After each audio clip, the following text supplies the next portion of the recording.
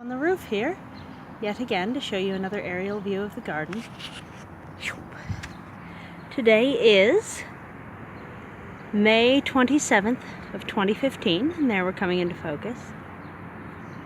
We have quite a bit more going on than last month when I had the last overview video.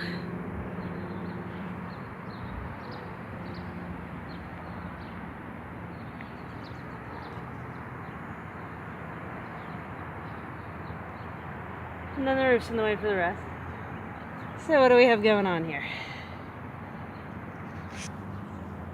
The sunchokes are up. Those get about 6 foot tall in that spot. I think they can get 8 to 10, but that's some really heavy clay soil. We have daffodils all done. Several irises done, one still blooming. There's some purples on the cliffside that I'm going to bring back when they're done as well and put them back in the garden area again. This is a black currant. And that is the butterfly weed, which gets to be 8 to 10 foot tall here. It really likes where it is, and great big tufty pink flowers. Good privacy. I am doing something different this year in the garden, which is I'm only weeding. I haven't planted a damn thing this year. So this has gone a little wild. Daffodils are dying back. And looks like we have one confused daffodil right there. That's what it looks like to me. Over here we have lady's bedstraw. This is a mullein. I haven't had several of those for many years, so I'm going to let that go and go to seed because I do like them. They get very tall as well, but they are only biennials. This is the asparagus that's gone all tufty. I used to have 8 asparagus plants throughout the length of this. I now have 1.5. We took back a lot of the daffodils. My friend Jen and I dug all of this edge up to help maybe give them a little more breathing room, but it might just be that they don't have enough sun and simply never are going to like it there. As you can see, the yellow sedum, again, this is my property line. Those belong to my neighbor. So this is the cherry tree, which last time you saw it was in bloom. And the Juneberries or Saskatoons on either side all are preparing to fruit. This is a lilac with a weed cherry type tree growing out of it that I really want to be rid of. Only because that's like 3 years worth of growth. Yoy, it's huge. It's probably going to take over. Back in here, I think I may end up with a few tomatoes. There do seem to be some seedlings in this patch here. It's doing quite well, but is mostly barren ground. Like I said, not planting anything, just letting things go and weeding out what I don't want. This is scented marigold. The ramps are done.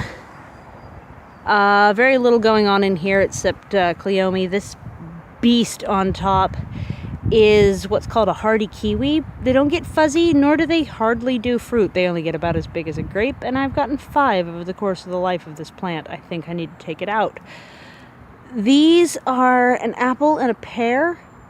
That's the neighbor's hedge, so you can probably not really tell that it goes up and then there's like a triple U. And the same thing here.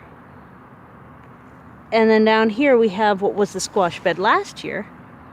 And there's squash here, regrowing itself, and one little borage.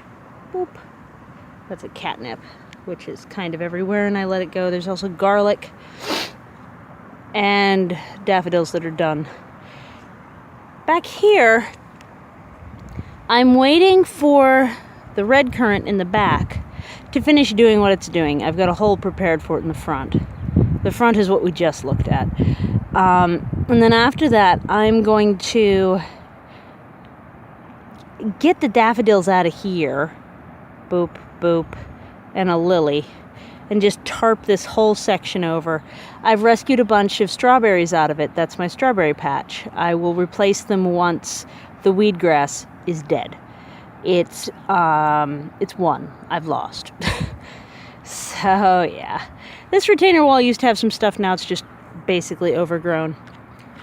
I am gonna step back from the edge of the roof here in a moment. Oh, there's the sage. It's all purple and in bloom. This is,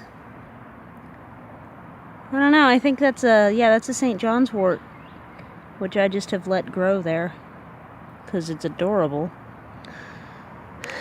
All right, backing up, scooting back on my butt. There you can see I'm far from the edge of the roof, but we're gonna walk. And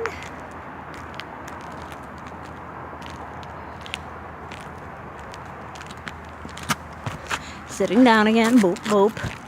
Oh, what did I do? I hit a button. There we go. So this is, you can see how bad off this section is. That's the red currant. Black currants, being as hardy as they are, will probably survive being tarped. And then that's my cold frame, which needs, I need to reframe the roof, the screen roof on that. And then we come around here, we've got the hops, which I dug up the wrong hops plant. That's the boy. The girl is still on the guardrail over there. And here we have my herbal lawn. In the foreground we have more hops. It's rather aggressive. Here we have a little bit of sage, a little bit of rue. My compost tumbler. Behind the compost tumbler there are comfrey, which you can see kind of peeking at the bottom. This is all just an herbal lawn. Oh, my hula hoops. And rhubarb, thyme, cilantro in the tires that are trimmed. These are elderberries. Oh, there's a honeysuckle there. I never cut down my zebra grass because I'm lazy. It doesn't seem to mind too much, so that's zebra grass from last year that's growing zebra grass again. And yeah. So most of the food's around back, except for this, either side of this, and most of this is recreational space with the fire pit in the middle. This is a bench inside here, and you can kind of see clematis up in there. And then this arcing plant here, it kind of happened. That's bittersweet. Kind of excited about it. Still need to take care of this tree too, because this is my view.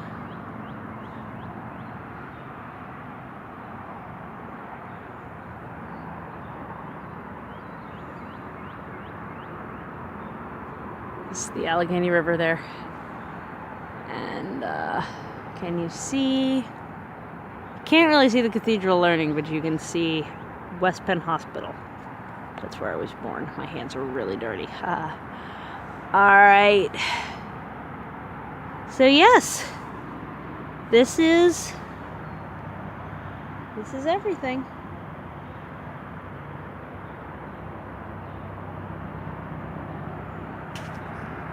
And I'm done.